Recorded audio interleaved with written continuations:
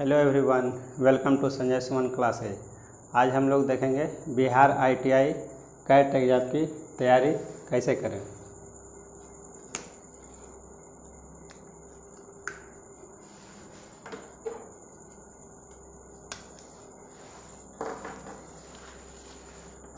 तो इसके अंतर्गत जो है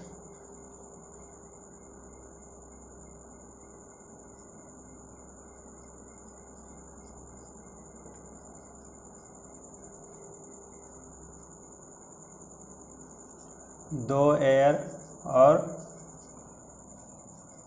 एक एयर, दो तरह का कोर्स इसके अंतर कोर्स के लिए एडमिशन होता है, 2 वर्षीय और 1 वर्षीय। और इसके अंतर्गत जो है बिहार गवर्नमेंट का जो है ITI, उसके अंतर्गत जो है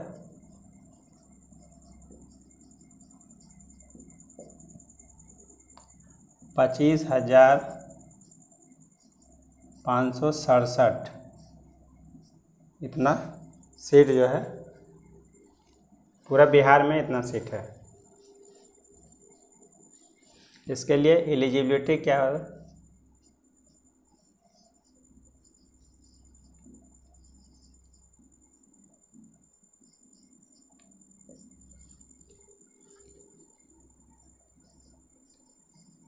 इसके लिए जो है पास्ट और अपीयरिंग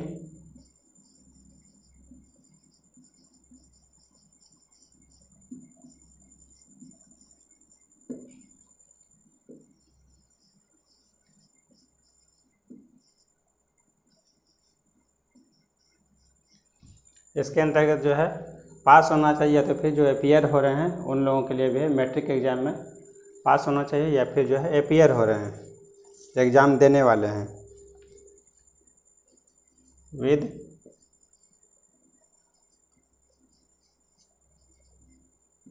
फिजिक्स, केमिस्ट्री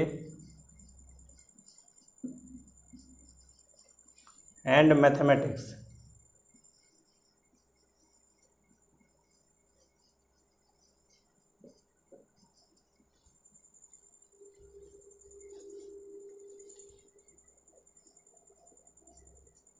और नॉन इंजीनियरिंग ट्रेड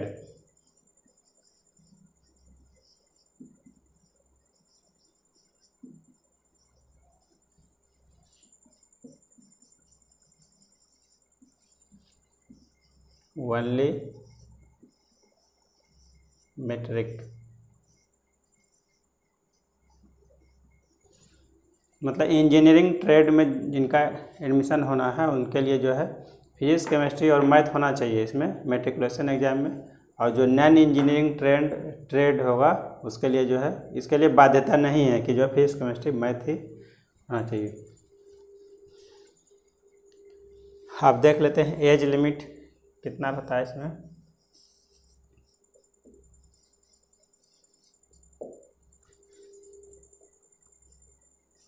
जीरो 1/8/2022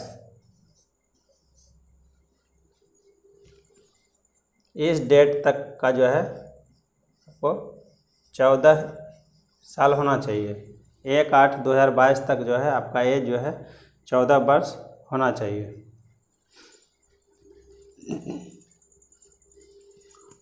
और इसमें एक्सेप्शन भी है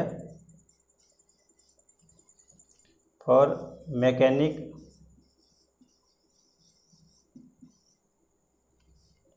मोटर व्हीकल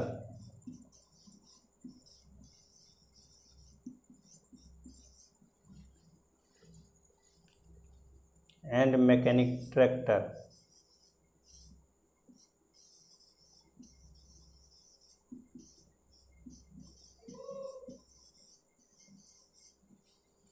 इसके लिए जो है मिनिमम एज जो है 70 ईयर्स है, मतलब सभी ट्रेड के लिए जो है 14 साल मिनिमम एज है। और 2 कोर्स के लिए, for mechanic motor vehicle and दूसरा मैकेनिक ट्रैक्टर, इसके लिए जो है मिनिमम एज 17 ईयर्स है। और मैक्सिमम एज का इसका कोई लिमिट नहीं है, इसका कोई भी भर सकता है इसमें। अब हम लोग देख लेते हैं आगे इसका एग्ज़ाम पैटर्न क्या होता है।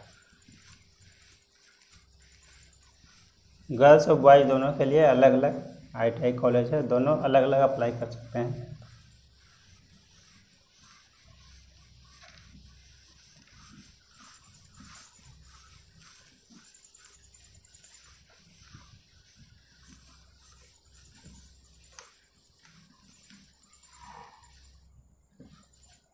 अब हम लोग देख लेते हैं एग्ज़ाम पैटर्न।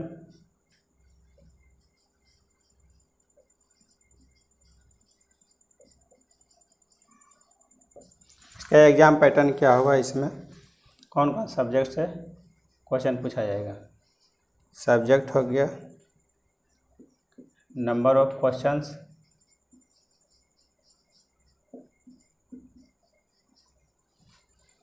और मार्क्स।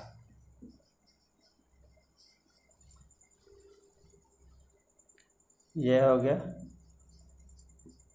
मैथमेटिक्स। मैथमेटिक्स से जो है 50 क्वेश्चन पूछा जाएगा। ये 100 नंबर का रहेगा, एक क्वेश्चन 2 नंबर का। और साइंस, इससे भी जो है 50 क्वेश्चन। यहाँ साइंस से मतलब है फिजिक्स और केमिस्ट्री, इसमें बायोलॉजी से नहीं पूछा जाता है क्वेश्चन। फिजिक्स और केमिस्ट्री साइंस है, ये भी 100 नंबर का रहेगा। और तीसरा GK जनरल नॉलेज, ये भी 50 क्वेश्चन, ये 100 नंबर का। तो टोटल मार्क्स हो गया 300, टोटल क्वेश्चन 150, मार्क्स 300। और टाइम दिया जाएगा इसके लिए 2 घंटा 15 मिनट।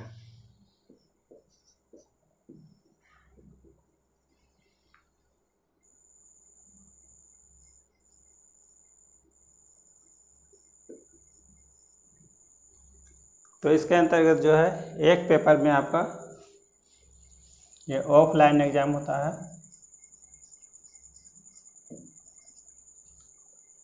ऑफलाइन ऑब्जेक्टिव टेस्ट होता है। इसके अंतर्गत जो है मैथ, साइंस और जनरल नॉलेज से जो है 50-50 क्वेश्चन तीनों से पूछा जाएगा। और इसमें जो है निगेटिव मार्किंग नहीं रहता है, नो निगेटिव मार्किंग।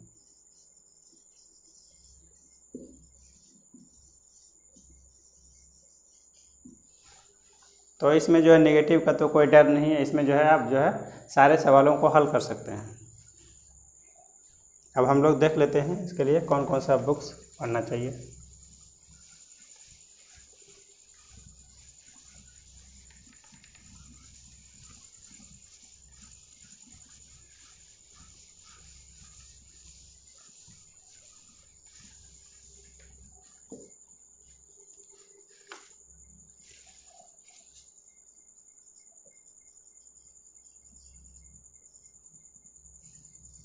पहला जो है मैथमेटिक्स।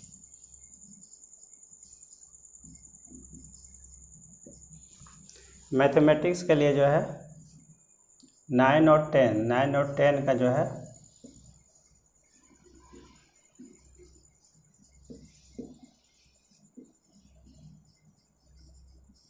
भारतीय भवन का बुक जो है 9 और 10 का बुक बना लेते हैं, तो ये इसके लिए काफ़ी है। तो वैसे भी बोर्ड एग्ज़ाम के लिए जो है आप इससे तैयारी करते ही हैं, तो इसे जो है एक बार फिर से इसको बना लेंगे तो इससे आपका ये पूरा क्लियर हो जाएगा। मैथ के लिए कोई दूसरा बुक बनाने का ज़रूरत नहीं है। अब आते हैं हम लोग साइंस पेपर पर। तो साइंस पेपर पर जो है साइंस पेपर में 25 क्वेश्चन फिजिक्स से रहेगा, 25 क्वेश्चन केमिस्ट्री से रहेगा।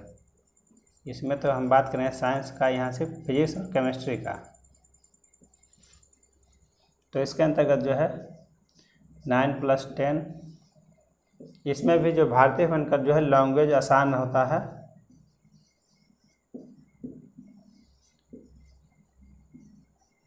बोर्ड एग्ज़ाम के लिए तैयारी करने के लिए इसको आप पढ़ते ही हैं। और इसमें स्टेट टेक्स्ट बुक का भी पढ़ते हैं, SCRT, state council of education research and training, state government का जो टेक्स्ट बुक आता है उसको भी आप पढ़े होंगे। इसके अलावा आप जो है इसमें पढ़ना है एक बुक NCERT।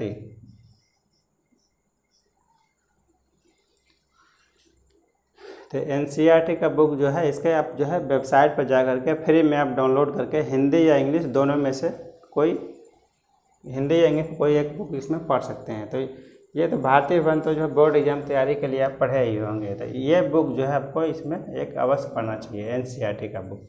इसमें फिजिक्स और केमिस्ट्री दोनों है इसके लिए।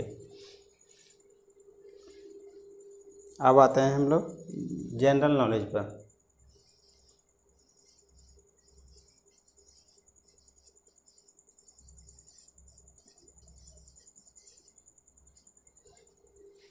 द जनरल नॉलेज के लिए जो है इसमें कोर्स के एडमिशन के लिए जो है उसमें ज़्यादा डीप में नहीं पूछा जाता है। जॉब का जो है क्वेश्चन होता है, कोई भी रेलवे, SSC, बैंकिंग के लिए उस तरह का क्वेश्चन इसमें नहीं पूछा जाता है। ये कोर्स में जितना भी एडमिशन के लिए होता है बिल्कुल जनरल क्वेश्चन पूछा जाता है। तो उसके लिए तो 9 और 10 का जो है और इसमें सोशल साइंस का बुक पढ़ सकते हैं। सोशल साइंस इसमें हिस्ट्री, सिविक्स, ज्योग्राफी, जितना इकोनॉमिक्स आ जाता है इसका भारतीय वन का बुक पढ़ सकते हैं। इसका लैंग्वेज आसान होता है। इसके अलावा जो है NCERT का भी बुक पढ़ सकते हैं।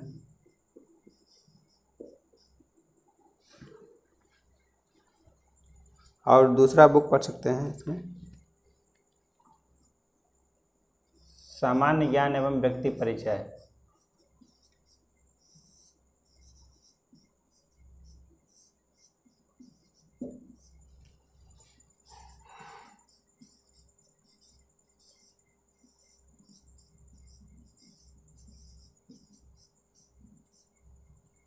ये जो है उपकार प्रकाशन का आता है।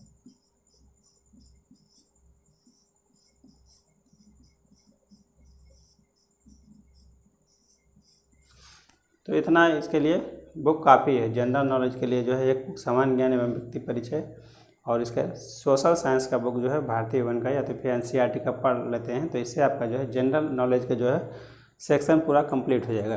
तो जनरल नॉलेज को इग्नोर नहीं करना है, क्योंकि इसमें भी जो है आपका 50 क्वेश्चन से सवाल इसमें पूछा जा रहा है। 50 क्वेश्चन काफ़ी मायने रखता है।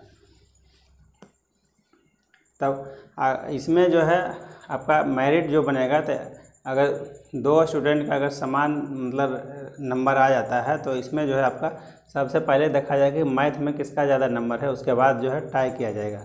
जिसका ज़्यादा नंबर होगा तो उसको पहले प्रेफरेंस दिया जाएगा। उसके बाद जो है मैथ का नंबर देखने के बाद दूसरा पर जो है साइंस पेपर पर लाया जाएगा। अगर दूसरा में भी अगर नंबर आपका 2 कैंडिडेट का समान हो जाता है तो साइंस पेपर से तुलना किया जाएगा किसका जो है साइंस पेपर में ज़्यादा नंबर है। उसके बाद भी जो है अगर टाई हो जाता है तीसरा स्थिति में, तो जिसका जो है एज ज़्यादा होता है उसको प्रेफरेंस दिया जाता है।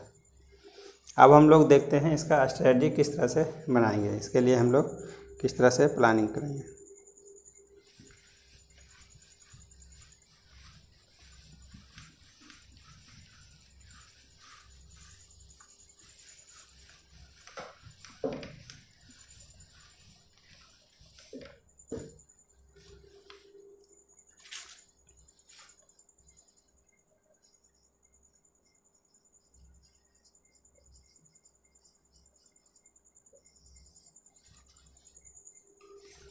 तो इसका स्ट्रेटजी जो हम लोग इससे पहले तो हम लोग देख लेते हैं। इसको हम लोग 2 भागों में बांट सकते हैं।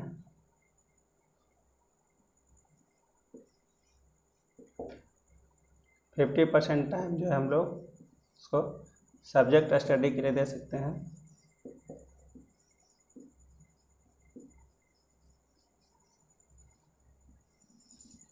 और 50% टाइम सेल्फ इवैल्यूएशन के लिए दे सकते हैं।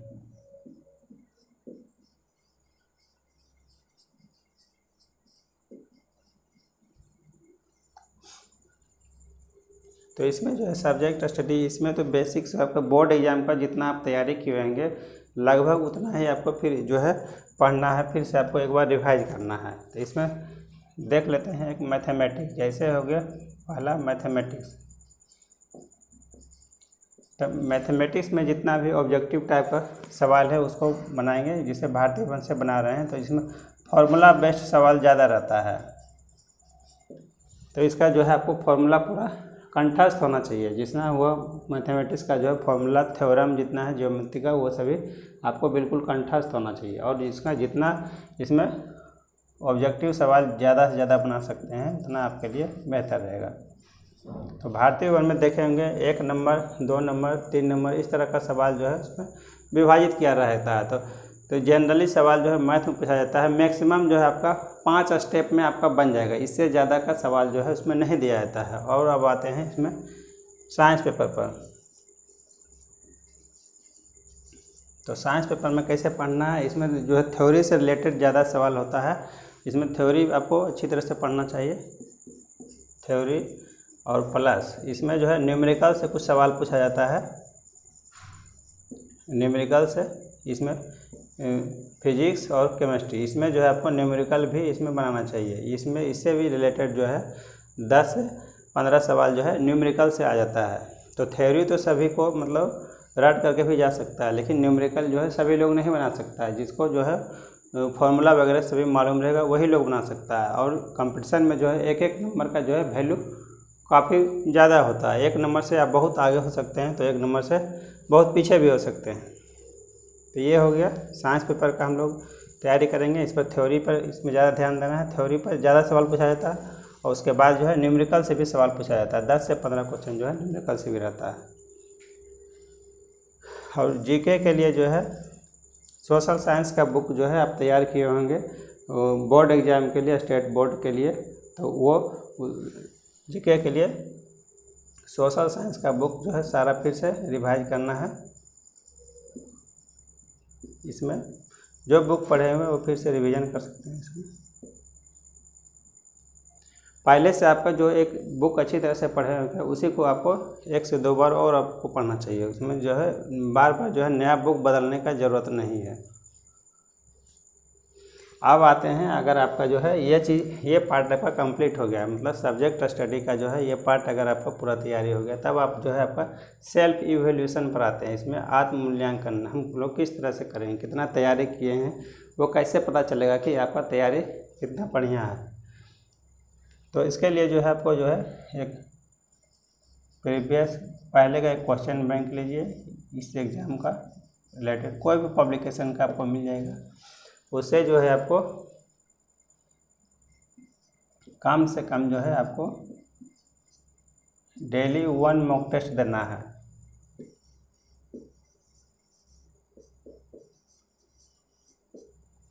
इसमें जो है क्वेश्चन बैंक से आपको जो है डेली एक मॉक टेस्ट बनाना है और टिल एग्ज़ाम तक आपको 200 मॉक टेस्ट दे देना है। तो मॉक टेस्ट देने से आपको इसमें क्या फ़ायदा होगा, आप जो है इसका स्पीड, एक्यूरेसी और टाइम मैनेजमेंट, ये तीनों आप सुधार कर सकते हैं।